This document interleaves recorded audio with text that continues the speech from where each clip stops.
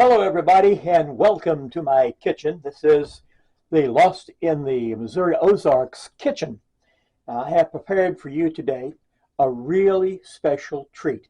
We only do this on special occasions, and sometimes if you're really feeling good, you can do this and have it maybe once a month. So here we're going to do something called Ozark Hillbilly Steak. It's easy to make. It's going to cost you less than $1 a serving. That's right, $1 a serving for steak. Can you believe that? I didn't believe it at first, but my mother used to make this all the time, and she made it on the cheap, so I had to recalculate all the prices because it comes up to about $1 a serving now.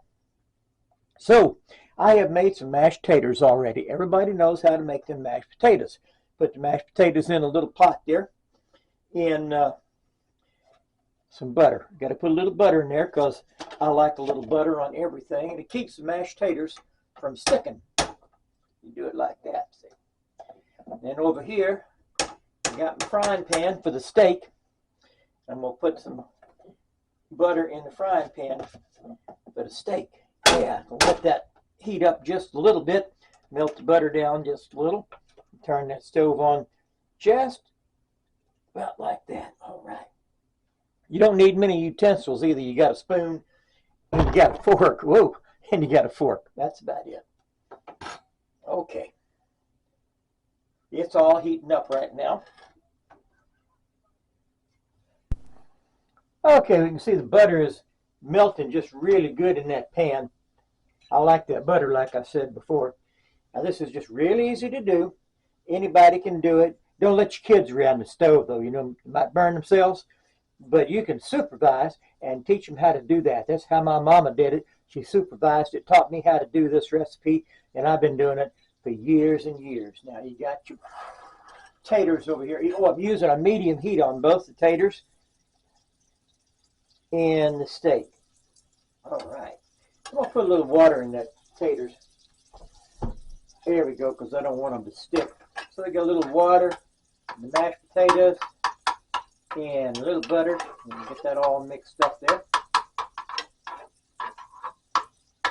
All right, and I'm going to put my spoon over here so it don't cross-contaminate. Move that grease around a little bit. Now you can use butter, you can use margarine, you can use bacon grease. Any of that will work. Wash my fingers here.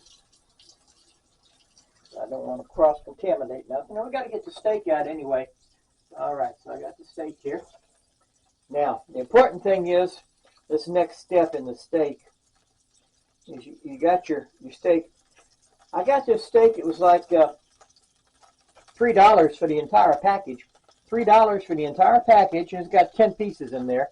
So it's about 30 cents per steak. And you put that right there in the frying pan. Whoa, that's a little on the warm side. Be sure to take that thing off, that rind. It ain't very good to eat. All right, so you got your steak a-cooking. You're going to stir them taters up just a little bit. I'm going to turn the heat up just a little more on the taters. All right. Appreciate y'all coming to the channel and watching the Lost in the Missouri Ozarks again. We're actually in Tick Ridge, Missouri. It's a little bitty place. I think the population is 27 if you count the dogs. There we go. Put a little more water in there. Kind of like soup. When you got company coming and you ain't got enough food to feed everybody, put a little more soup in it. Same with mashed taters. Put a little more soup in there. A little more water. All right. Now, you don't want to cut your steak or anything before you cook it. You want it to come up to a nice little cup like it's doing now. You can flip it over. Don't take long for it to cook because it's got pre-cooked anyway. And it sweats a little bit. That's okay.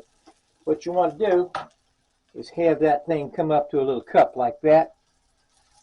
I'll show you why here in a minute. You got to have a little cup. There it goes. It's cupping on me now. It's exactly what you want it to do. All right. That butter is working really good. All right. And the taters. getting nice and warm. I pre-made those. Of course, you know how to boil a tater. Cut it up, put it in the water, boil it, drain the water off. After you drain the water off, you can smash it up with a fork. If you're lucky enough, you got a tater masher, and you mash it that way. I used a fork. Just kind of coarse. All right. How's it looking?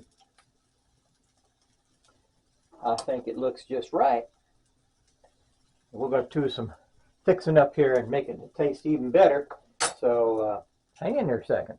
Let me do this. Okay, the next step in this process is to take the steak out of the pan. Of course, you got to turn the heat off first. Don't want to burn nobody. I have been burned by these electric stoves before. Now, back in the day, my mama, she had a coal stove.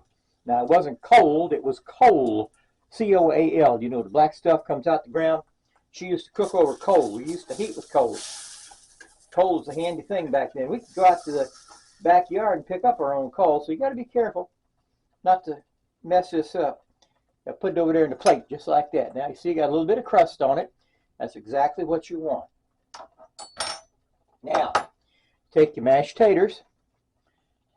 You can bring it over a little closer if you want. Take your mashed taters and put right there in that cup. And we call this Ozark hillbilly steak. Put your mashed taters right there. Generally, that's about a potato and a half. That's about all you want to work. This is one person serving, but you can make it for 2 or 3 people. All right, there you go. Now I got to clean that spoon because, see, here in the Ozarks, I only got 1 spoon, 1 fork, and 1 knife. That's all I got. So I have to wash it in between each little course that I'm making here. All right, here we go. Last part of this making this hillbilly steak, or Ozark steak, or whatever you want to call it. I call it poor man's steak. It cost you less than $1 for this. That slice of bologna there, and it's all kinds of meat in there. There's chicken, pork, and beef. That piece of bologna costs you 30 cents. That tater, that costs you about 30 cents too. The expensive part is this cheese stuff that I'm going to put on top of it.